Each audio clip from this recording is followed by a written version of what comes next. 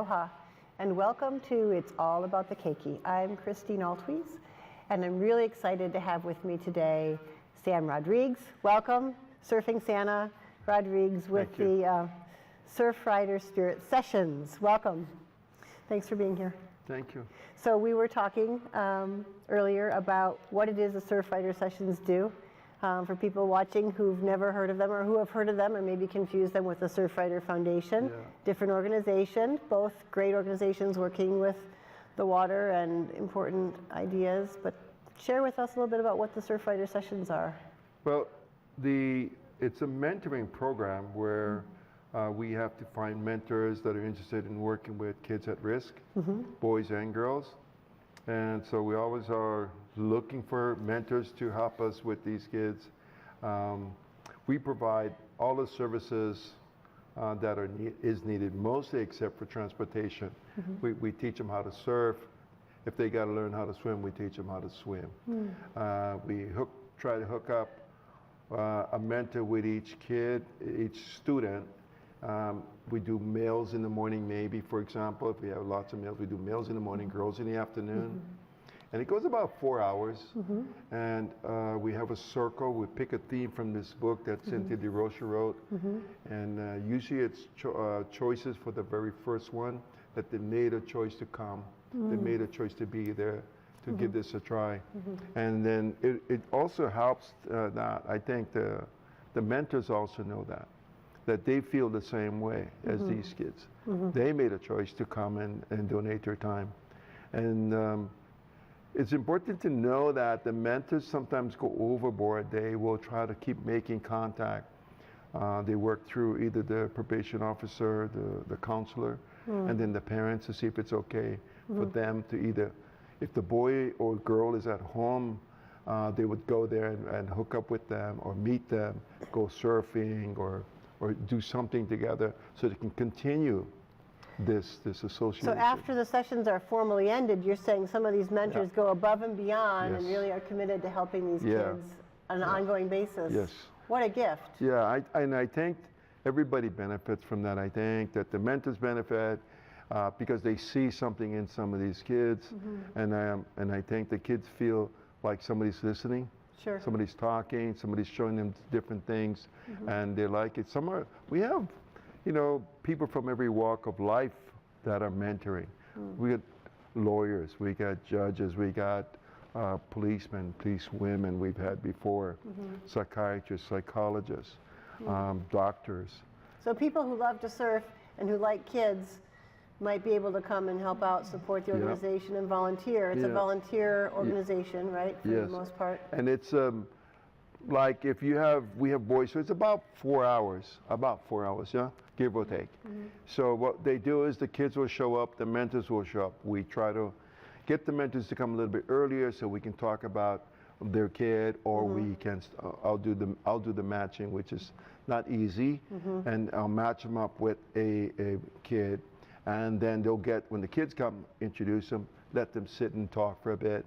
Then we talk about what we're doing with the program on the first session's always crazy. Right. And then what we're going to do and how we're going to do it. And then we talk about what our topic is for the day, sit down, see how it applies to them. And then we'll do some stretching, some teaching, some water safety.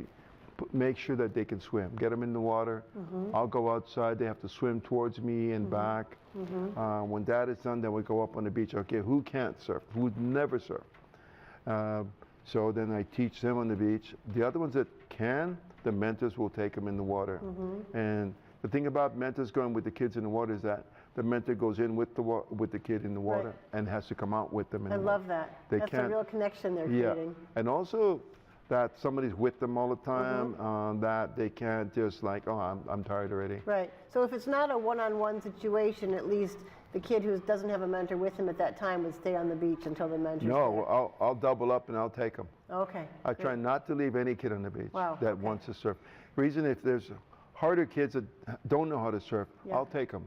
Okay. And then I'll let the guys that can surf go with different mentors. Okay. So how big is a typical group? How many kids Right participate? now, for example, and the average is about between 10, 12. Great. I think we got about 16 boys right now. That's a lot. Yeah. I try not to have a lot in the water because you double that with the mentor. You got 30 people, 32 people. Right. And for the people that are surfing there, sometimes they get a little bit upset. Hey, where are these guys in the blue shirts out here? Yeah. You know?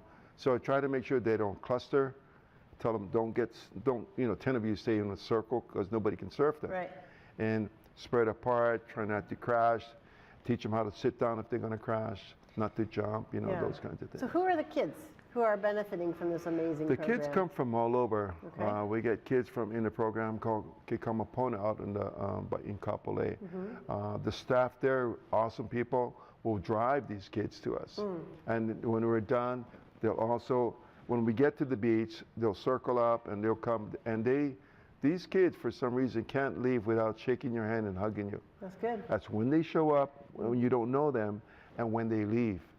Okay? So then the mentors or the staff from there will go out in the water with them. Okay. And so they become mentors.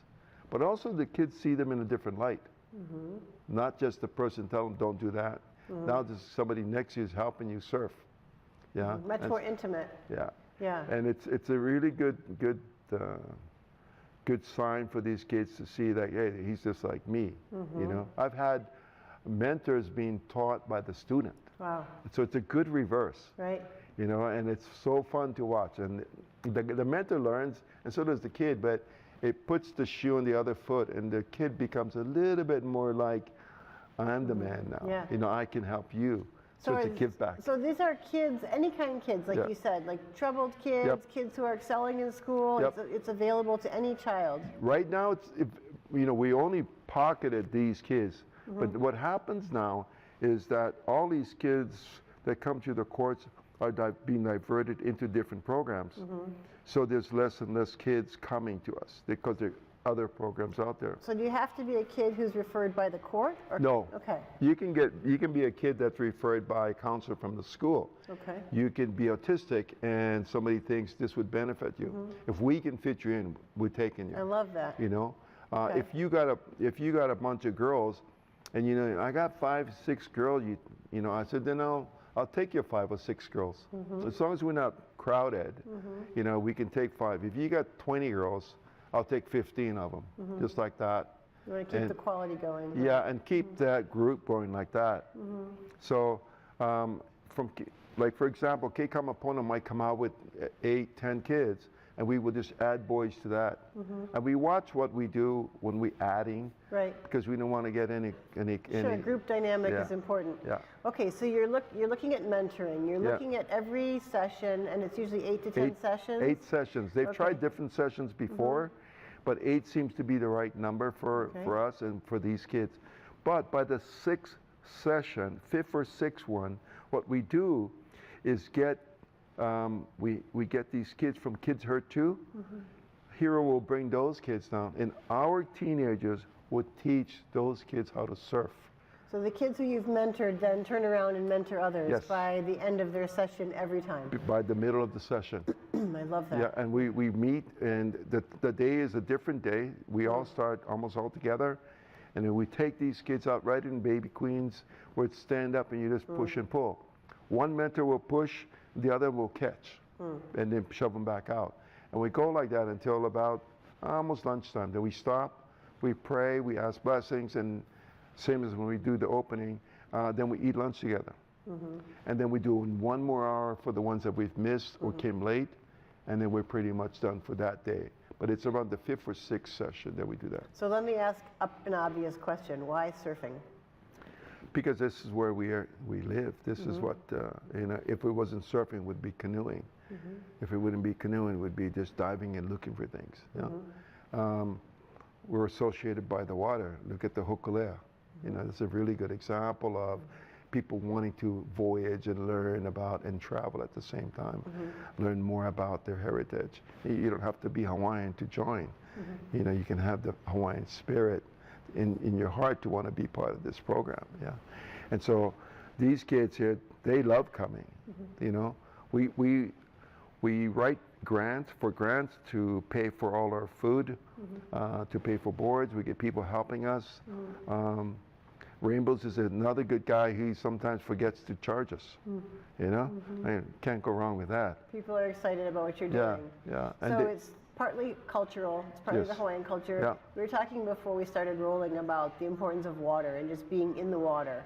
Can you talk a little bit about that and how that may help some kids who are struggling with issues or having challenges at home? Sometimes what we've seen is that, you know, some of these kids come and they're kind of antsy and they kind of, you know, kind of busy with thought. But when they get in the water with their mentor, it seems to change a little bit. Some come grumpy, and they'll write that. They'll say, I was really tired, but when I got in the water with my mentor, I felt really comfortable. I felt good. I caught a wave, my first wave ever. I mean, they'll tell you if they've never surfed and they caught one wave, they'll look back and see if you're watching. I mean, I've got this girl that's quite big and heavy, and she couldn't swim so well too. So last week, she caught 2 waves standing up. But she looked to make sure that I was watching. I had to give her the thumbs up. But before the last wave, she fell off because the leash was broken already. And she can't swim. But she swam for her board. Wow, great, already some progress. Yeah, but we teach little things like, if you're tired, turn on your back. Right. You know, and that kind of stuff, call for help or all that. But she was able to do that on her own. Yeah, so we've sort of like given her some power to empower herself to do that. And it wasn't a rough day, it wasn't very deep, but at least she knows that she can do that. Right, you which is know. everything to kids, Yeah. which is, I think, what kids so often suffer from is just a lack of confidence or a Yeah. lack of belief that they can actually do things. And if you grow up in Hawaii and you've never stood up on a board on a wave, you look at people who can do that and you think, oh my gosh, that looks so difficult. How do they do that? How do they get out there?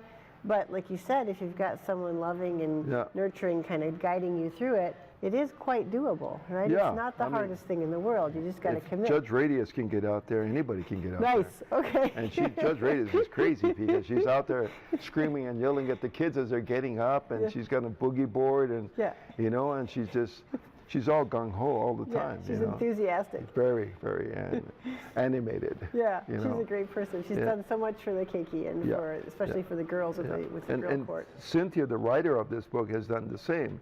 I mean, she's out there screaming and yelling when she's out there, And so I think that helps, encourages the girl to keep trying and not to give up. The other thing about this thing is that we've had girls that are very big and very shame or shy of their body.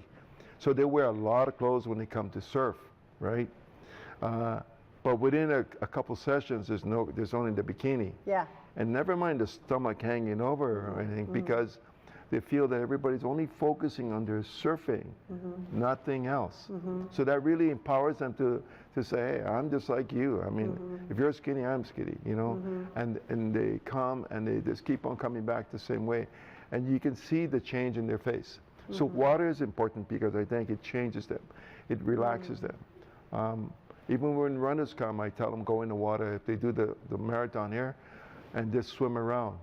And next thing you know, the next day they'll say they're not as sore as they were before when they ran. Right. Well, the salt water is healing. I mean, we know this scientifically. Some people believe this spiritually. I mean, the body is what, 98% water. So you go in the water and you're kind of just the association is there. I mean, all you have to do is just go and do it.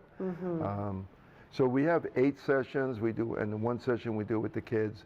Then we take a break for about a month or so, reassess everything, and start all over with another session. But we're always taking in names for kids that want to surf with us for the summer, and so we start adding until we get enough.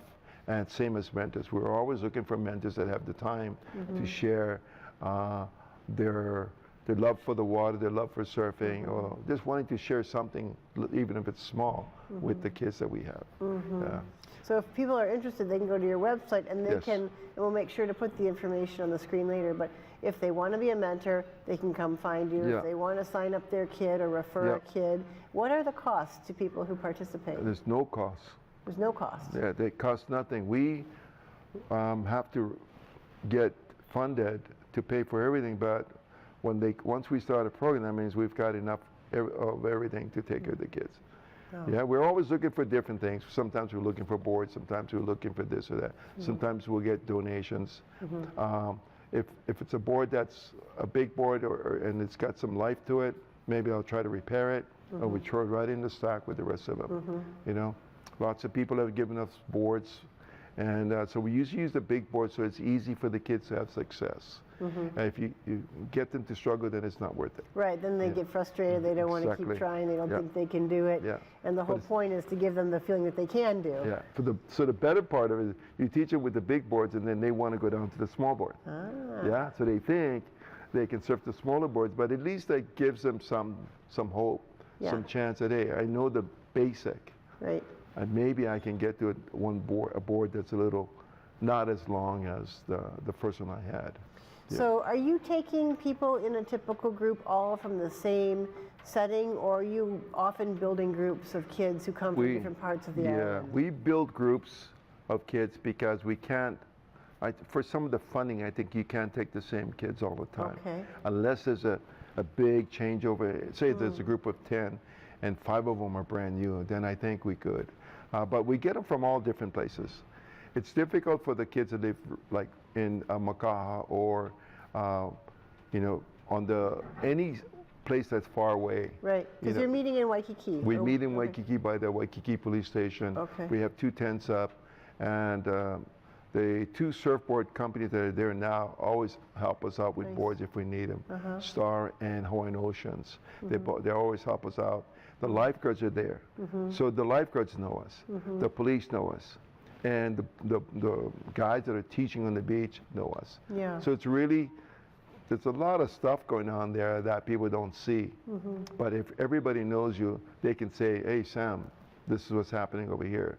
Right. Check it out, you know. So for a kid who maybe is kind of sort of doggy paddle, isn't a great swimmer, but that's a safe beach, like you said. Yeah. If they know how to take instructions, they could come and do it even if they aren't great swimmers, even if they've never been up on a board. Yeah.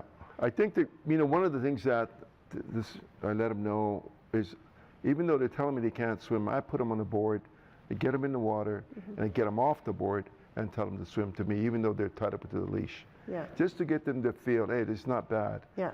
It is shallow, you know, so he can stand. Main thing is you stand up and you get on the board. That's all you need to do. You don't have to yank on the leash. Right. And you don't want to, because it might come back faster than you think. Yeah. Right. So you just swim over to that, and I just show them the different things that they could do. Yeah. You know, and the mentor's there. Right. You know, so like I say, if I have the hard kids, then the mentor's right there surfing next to them and watching them, and we make sure that they're cheered on. So I think it gives these kids a little bit more comfortable feeling when they're in the water. Yeah. You know. Sure. And knowing their limits. When it's really big, we surf inside. Okay. You know, unless you're a really good surfer, then the mentor is going to have to be on you on a bigger day. And that's a great skill to learn, is how to read the water and how to take care of yourself, and certainly living in Hawaii. We show them where the lineup is. How do we line up? If we line up in front of this building, the peripheral signs, maybe with Diamond Head, maybe with the Sheraton Hotel, you know, the end of it. And then the hardest thing is to actually for them to find their own wave. It's because we're always the one that's finding the wave, telling them when to paddle, if they can't. Paddle, stand. And then, if they need help, then we're doing the pushing. So you've been doing this for 10 years. About 10, this is the 11th year, I think. Okay, so you've got kids who graduated 10 years ago or who did the sessions 10 years ago. What do you hear from kids? Are you in touch with the kids? Not all of them. Sometimes we lose them if they're on, like if they had a probation officer, sometimes we lose them. Some of them are just right out there in the community, maybe not so much struggling, but maybe trying to keep afloat by working, finding jobs like that. Yeah. Once in a while we'll see them. I think I've had a boy that used to catch the bus from Makaha early in the morning, bigger than me. And then when he finished the program, he would come on his own just to say hi and just check the program, how it was. That's the kind of stories we like to hear. It really made an impact on him. We've had girls and guys come back and say, you know, I was once in this program, and we had a girl that was in the program. She was a cutter. She moved away. But I just want to make sure people understand, by cutter you mean she was doing self-injurious behavior. Yes, She was not doing so well. Razors. Right, okay. Yeah, but she could she could play the guitar, she could sing, she could write her own music.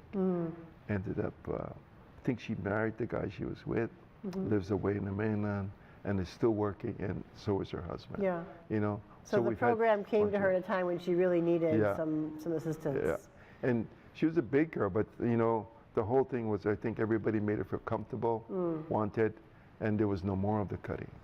But we've had girls that didn't talk at all. Yeah. All they just watched everything. And the next session, you know, say the summer session comes along and she's the chatterbox. But she sees everything the way it was before on the other session, so she knew exactly what to do. Yeah. So we made her a junior mentor, which is one that gets paid. That's terrific. You know, because Yeah. they've earned their way. Well, it sounds like the kind of people you want to have as junior mentors Yeah. are ones who've gone through it and Yeah. who've been helped by it. I mean, I can't imagine that, you know, anyone who has any kind of need wouldn't benefit from this, because you've got all the great aspects of a successful program that can help people. You've got people who are there who are really truly committed to it. Yeah. You're bringing people from all around together. You're putting them out in nature in a really intense way. You've got a great curriculum, it sounds like, where you're literally going through important sort of mental pieces every week and asking people to reflect. We And cover Hawaiian stuff, we cover jobs, we cover having a card. You know, it's interesting because some of the kids we have are smaller in stature, and then some of the other boys are big. So I heard this distinctly. This boy showed up with his mom first time, and what he says to the mom is, "Holy yeah, shit, Mom, yeah, you you're know, scared. I am, you know, Yeah. like screwed." So he says, and I look at him and says, "Mom, you can leave." Yeah, we Because got now this. this boy is getting nervous. So Mom leaves, and I get another boy to come by, and I said, "You take this guy. You introduce him to everybody, so everybody knows he's with us. He's this, he's that." Yeah, and that's what happened, and it was fine. Yeah, You know, just that Great. they can now relax. He's part of the group. He's not an outsider. And so by bringing all of them from all over, one, it opens up to how other kids live someplace else. You know, we've had kids that come from Punahou, and they come and give some of their time. And some of these kids have never seen the type of kids we work with. Never. And all this one boy said was, you know, I've been pretty much privileged my life.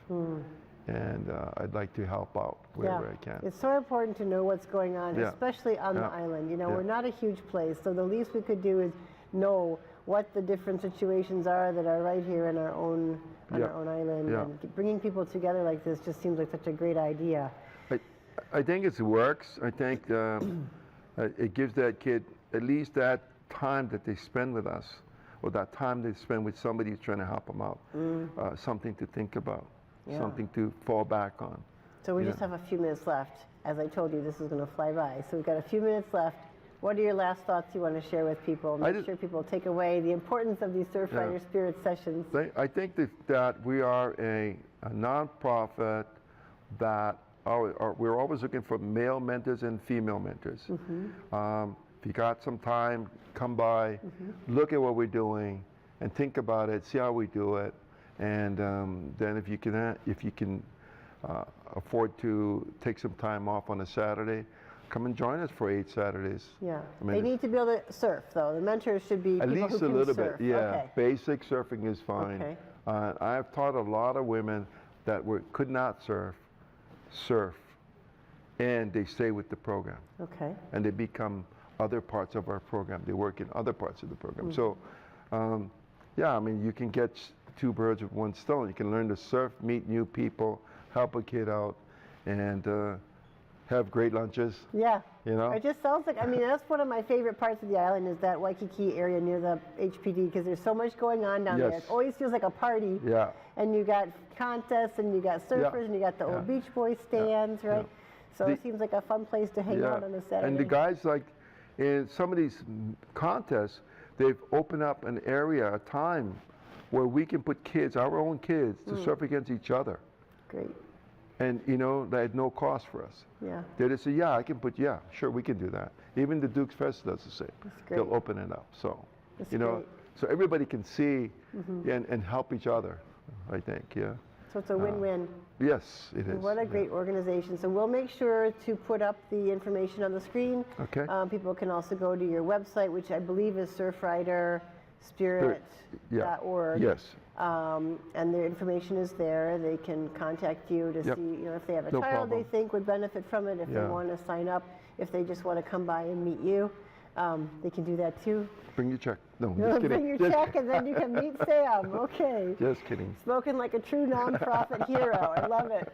Well, thank you for being here today. Oh, my pleasure. I'm so honored to spend this time no. with you and learn from you about what you're doing. Yeah. It seems like a great organization. My pleasure. My pleasure. Thank you. Yeah. Thank you. So this has been It's All About the Keiki. I'm Christine Altwies. Special thanks to our fabulous guest, Sam Rodrigues from the Surfrider Spirit Sessions. Wonderful organization. We are here at Olelo Mapunapuna Studios and couldn't do this without them. They are great. Please check them out too. Go to their website and look at all the past shows that everyone has put up there. Many interesting shows. To our wonderful director, Patrick Taylor. I'm Christine Altwies. Thanks again. We'll see you soon. Aloha. Aloha.